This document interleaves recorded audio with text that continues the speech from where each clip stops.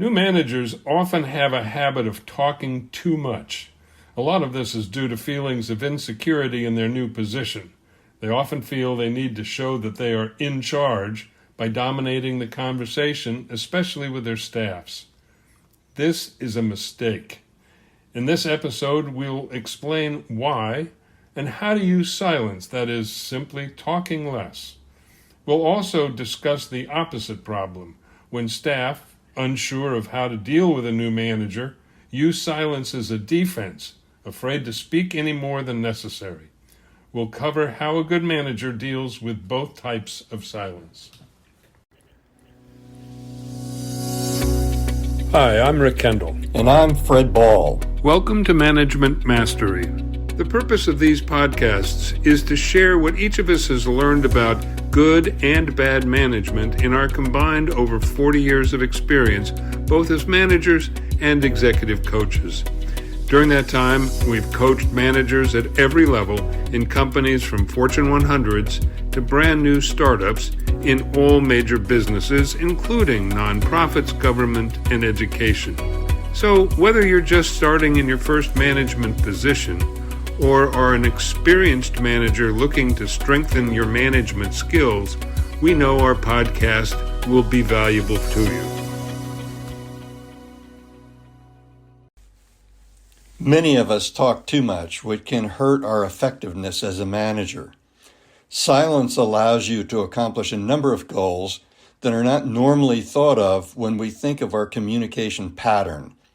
We'll take a look at the value of silence and then discuss some of the ways you can help yourself to gain the skill of using silence successfully. We will also talk about how to encourage staff members who show a reluctance to speak, especially with a manager who may be new to them. So let's talk about what value silence can provide. Silence is often thought of as simply the absence of sound. It can be, however, a powerful communication tool capable of conveying messages and emotions. For example, nonverbal cues can be powerful communicators. These encompass body language, facial expressions, and gestures. A simple nod or smile, for example, can communicate agreement or encouragement without saying anything. And maintaining eye contact is a sign of respect, as well as indicating that you're engaged with the speaker and what they're saying. Interesting that you say that, Rick. Some people just naturally use nonverbal cues much more often than others. Yeah, I've noticed that. I mean, you know, there are people who will smile a certain way, or will make a face, or will shrug. I mean, there are, you can convey a lot without saying anything. Yes, absolutely. No question. And a well-timed pause during conversation can create anticipation and draw attention to what comes next.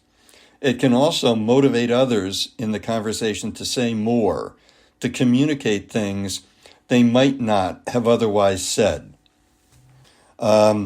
I was coaching a manager who had someone reporting to them. They took the time to truly listen to what the person had to say, and what they found is that the person was having a difficulty with another colleague of theirs. Enough difficulty that they also recently were given a job offer outside the company. And this was someone who my manager really wanted to keep.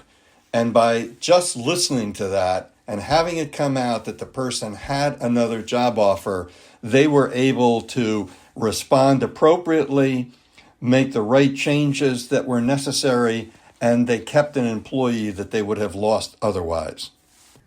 And, another example of where silence is important. I worked with a guy who was also a clinical psychologist, and he said the first rule in clinical work is wait. The way he put it was nature abhors a vacuum, and if you are listening to a patient and they stop talking, and you just wait. Sooner or later, they can't bear the silence, and they will keep talking again and get talking again. So it's true. I mean, if you want to bring people out, then you just have to outlast them in the silence department. And sooner or later, they will break the silence. They will start speaking again, and that's where you get the information that they've been holding back. So silence is essential to active listening. Remember, if you're talking, you're not listening. So by being fully present and attentive in moments of quiet reflection while the other person is speaking, you show respect and demonstrate genuine interest in what they have to say. It also encourages the speaker to continue sharing their thoughts and emotions. So when they feel heard and understood, they're much more likely to open up even further, leading to a more meaningful exchange of ideas. So just don't be too eager to say something. But active listening means more than just not speaking. It means you're actively processing what is being said to you, making sure you correctly understand what the speaker is saying and exactly what they mean. It means that when you're not sure about their meaning, you ask specific questions in order to be clear on their meaning. This not only reduces the chances that you may misunderstand them, but also communicates that you're fully engaged in what they're saying to you. Yeah, I'm working with somebody right now who is very upset about a request for information that she got from one of her supervisors, and I didn't quite understand it, and in thinking about it after, I'm thinking, I'm going to advise her just don't respond. She wants to respond angrily, that she is upset by the questions that were asked in this form. And I'm thinking that we should say, she should respond by saying, can you explain why you want to know these things? Because they're rather sensitive. So that's another way of being silent in a way, is just saying, tell me more. So encourage the other person in a conversation, whether it's a written conversation or face-to-face, saying to the other person, tell me more, say more. Agreed, yeah. And that's another way of silence.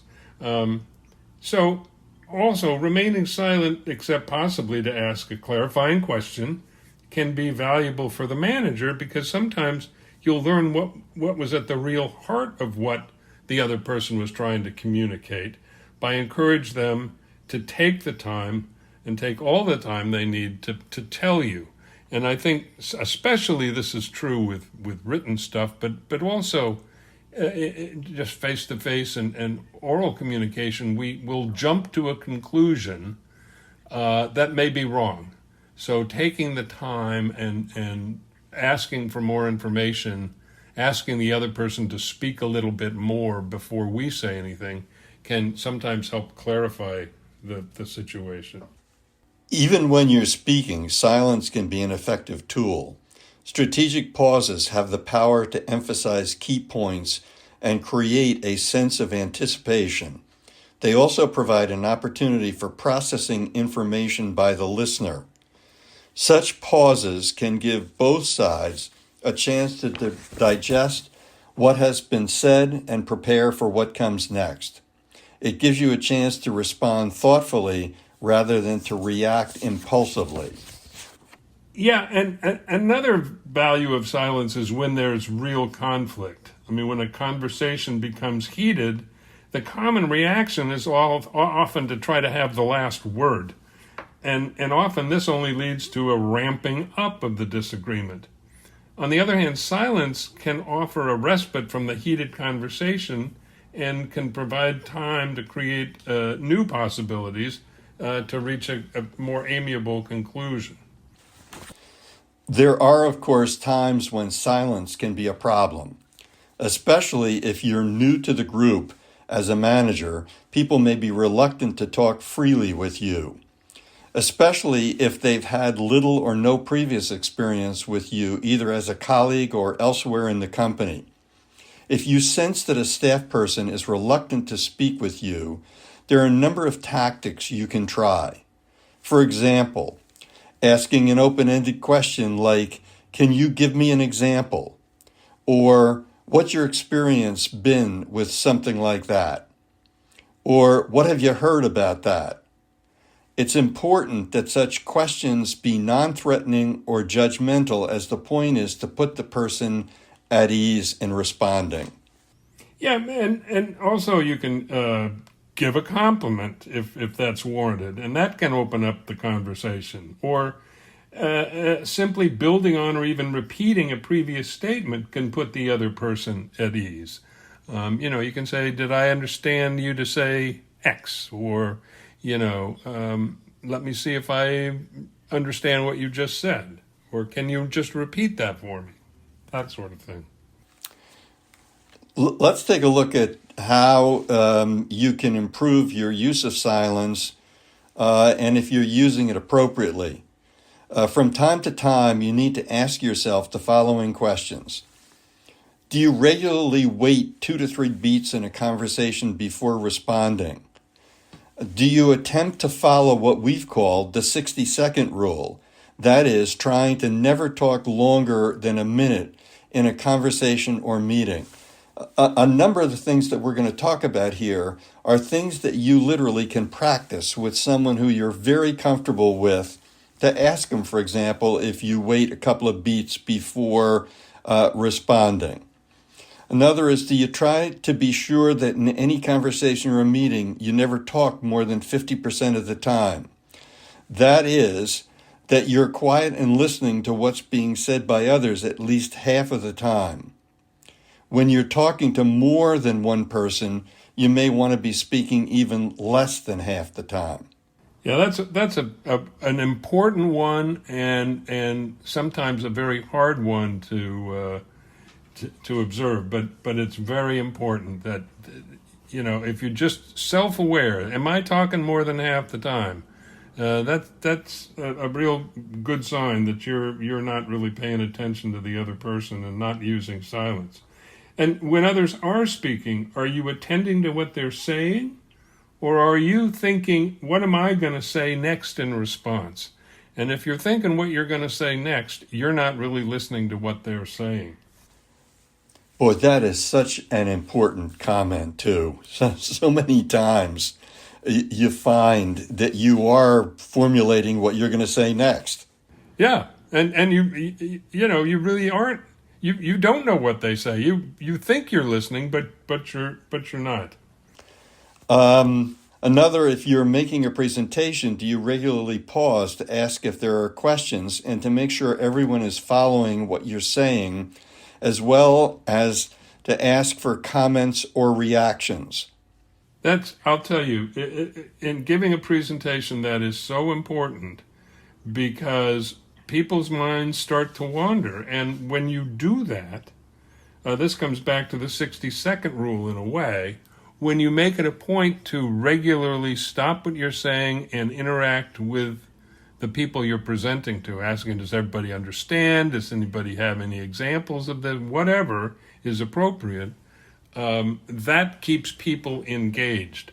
Whereas it's just a one-way flow of information, their minds start to wander. No question. When you do speak, are you responding to what you've just heard, or do you bring the conversation back to yourself rather than keeping it focused on the speaker?